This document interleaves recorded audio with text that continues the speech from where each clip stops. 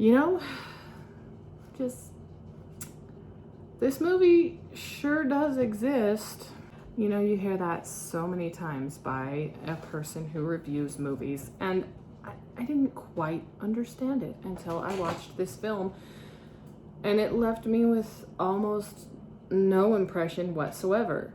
Now, I had originally watched this in 2017 when I was working at Walmart, and it had on the case a Walmart exclusive, and I thought, okay, after viewing it originally, I thought, well, what did they do? Pick the cutest girl that worked in electronics, that weird guy who works at night, Jim from accounting, and that's why it was a Walmart exclusive.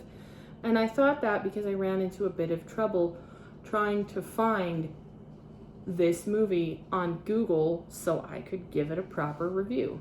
And yeah, I did watch it 4 years ago, and then now I'm reviewing it now. But it's like Bree Sharp says, everything's an effort when you doubt the purpose of your soul. But I thought I'd rewatch it so I didn't have such a vague, fuzzy memory of it. And speaking of vague and fuzzy, that's exactly what the plot is. We start out with our main character, Rachel Darling, having a nightmare where she's strapped to a table and she's giving birth to what I can only surmise is some sort of weird mutant baby. And Rachel wakes up screaming. She has this dream quite often, and I took it to interpret that at one time Rachel suffered the horrible experience of having a miscarriage. And we find out that her husband, Scott, was unfaithful. We find this out through another dream sequence, and then he later admits to it. Rachel often wanders in her dreams in this gray wooded area where this song is playing, and it kind of brought back memories of growing up a Mormon because it almost sounds like a hymn, but it also almost sounds like some sort of Boswell Sisters kind of jazz person with a scratchy record you've never heard of. And like the movie Occupied, it plays over and over again. Also like the film Occupied, I do believe it tried to say that its monster was depression, anxiety, loss, betrayal, and that was what another character, William, surmised brings the Shadow Man into your lives. Now, the reason I couldn't find it when I Googled it was originally called The Man in the Shadows. And I guess Google is just slow to update that kind of stuff. Rachel has an addiction to pills, marijuana, and drinking, and she's going to rehab for that. That's where we meet William. William hears her talking about the Shadow Man and how she used to see him everywhere, and then invites her over to his house.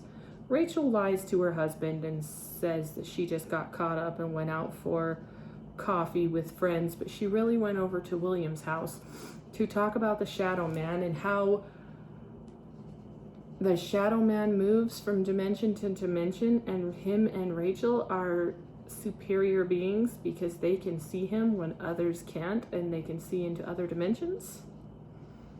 Quite possibly. It's probably like that, but not really. But that was the thing. Those were the most boring scenes throughout the whole movie. I mean, I don't need you to have weird wipes or odd camera angles or strange close-ups, and I don't need music to describe a scene, but I would like a tiniest bit of charisma. I would like to feel like these two had some sort of burgeoning intimacy and some sort of connection that isn't painfully tenuous. But I did feel that way. I felt like Rachel was meandering from place to place until we got to Scott's suggestion that they go out into nature And Rachel, who is a photographer, takes some photos out at this cabin. Now, Scott has not convinced Rachel to have sex with him in a long, long time. So he's also trying to score, and he's using it as a guise for her to feel reinvigorated in her art and getting better. If I could describe Scott, I would, and I know people hate this word, but I'm going to use it anyway, I would describe him as a passive-aggressive cuck boy. Because he has cheated, okay? And she has made it very clear time and time again that she will never forgive him and she doesn't trust him. And that's why I believe the miscarriage angle. And I kind of believe it happened before. There is a possibility that she never suffered a miscarriage and Scott is pushing this family stuff very aggressively, and it's causing a lot of stress with Rachel, and that's why she's having these dreams about being strapped to a table and having to give birth to a mutant baby. But Scott kind of cucked himself, and he makes these passive-aggressive jabs at Rachel, like, rough night, and she says, yeah, how can you tell? Well, you're starting that early, and what she's doing is rolling herself a joint. So I would like to stop for a second and talk about the pacing. Until we get to the cabin, it's like scene, scene, scene. And there's no build up to the Hat Man or the Shadow Man because he's called both things. Absolutely not. This movie in the first few scenes felt like you'd been handed a book, but the first 4 chapters were just ripped right from the book and you were told to figure out what's happening. We go instantly into the Shadow Man from the first scene. There's almost no buildup. And I kind of found that a little jarring because we go from scene, like rapid gunfire to a snail's pace out at the cabin, where even it seems like the character, the actress, Sarah Jurgens, also feels like it's going at a snail's pace because it seems like she's slowed down her speech. And I know she was imbibing a lot of alcohol. I know she was smoking a lot of weed and she was popping a lot of pills. But it also kind of seems like she slowed down her speech, she slowed down her movements, and just was breathing all over the place. Just a deep sigh and an exhale and all the time. It was actually kind of annoying. But Scott is deciding he's not going to take no for an answer anymore, so he attempts to take what he wants from Rachel in order to defend herself. I'm going to get into spoilers here. In order to defend herself, she grabs something on the coffee table, hits him over the head, and takes his car and goes to William's house. William accepts this and they have sex. And there's this awkward scene where he says to her, "Can I tell you something?" And she turns to him and says, "That was your first time." Oh, must not have been that great. But William and her have a long discussion about whether it's depression or whether she actually sees the Shadow Man. So he convinces her to let him hypnotize her. And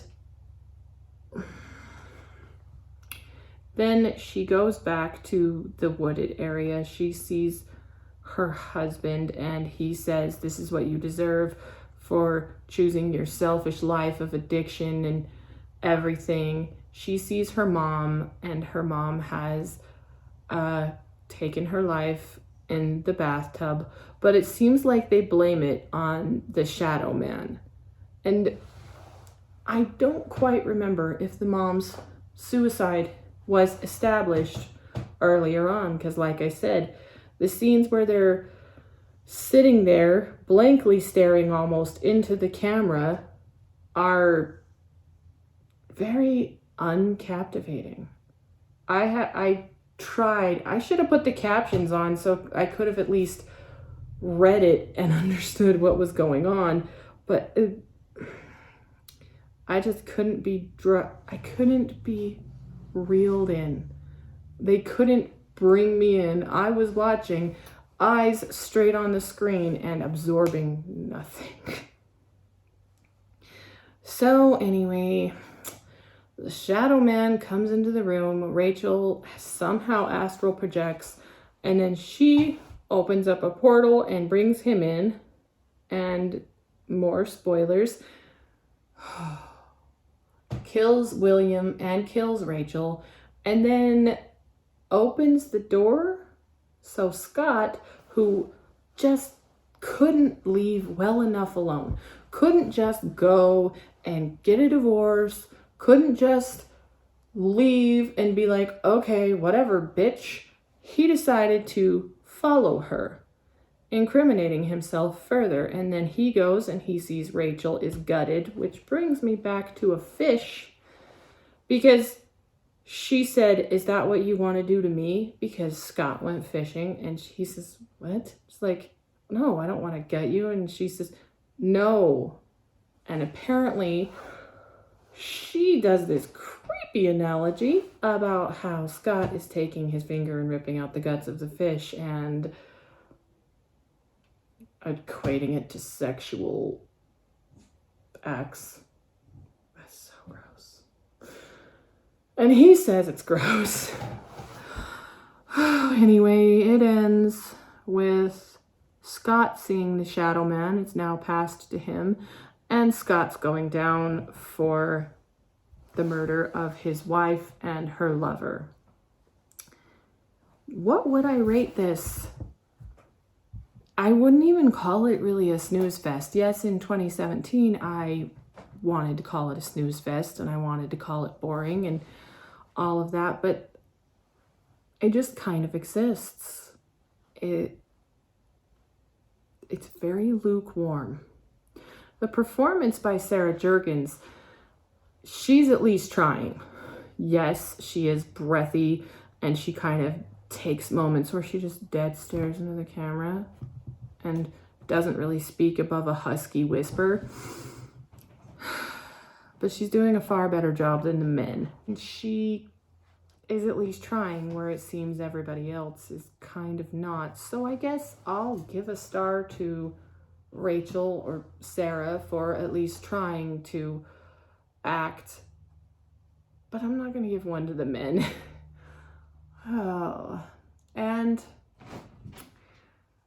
I didn't really enjoy the plot because, like I said, it felt like we were just thrown into something on chapter 12 or something like that, or chapter 4, as I said, and we had no idea what we were even doing. And there's not a lot of lore established with this. The scenes in which they're explaining the lore were so boring, I couldn't force myself to pay attention.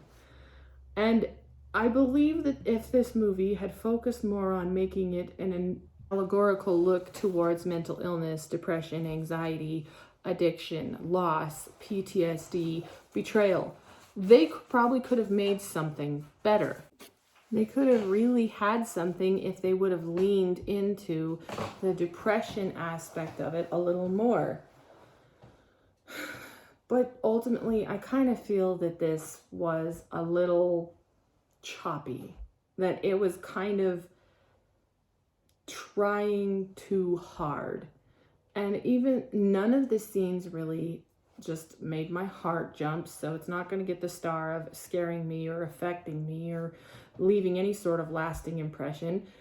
The dialogue was okay. Everybody spoke like normal people. They didn't have any corny, stupid lines, but ultimately there was nothing really that stood out conversation-wise. There was one girl in group therapy that seemed to give more of a performance than Sarah. And this movie sort of made itself kind of self-aware in that moment, because Rachel comes in right in the middle of this girl's story about her addiction and how she was in a car accident and she was starting to take pills. And I'm invested, but then Rachel shows up and I'm just like, oh, make as much noise as you possibly can. And that's what the whole movie felt like getting to a story that's halfway done. And plot-wise, I don't really know what the plot really was. I don't know if they were trying to say the monster is depression and the monster is guilt and all of that stuff, or I don't know if they were actually trying to go for a real monster. And for the budget they had, the monster didn't look too bad. So I'm going to rate The Shadow Man a 2 out of 5. It wasn't great, but it wasn't bad, and I don't know, I might see you in 6 more months when I decide to do a review again. I hope I don't look too much like Martin Scorsese with these eyebrows.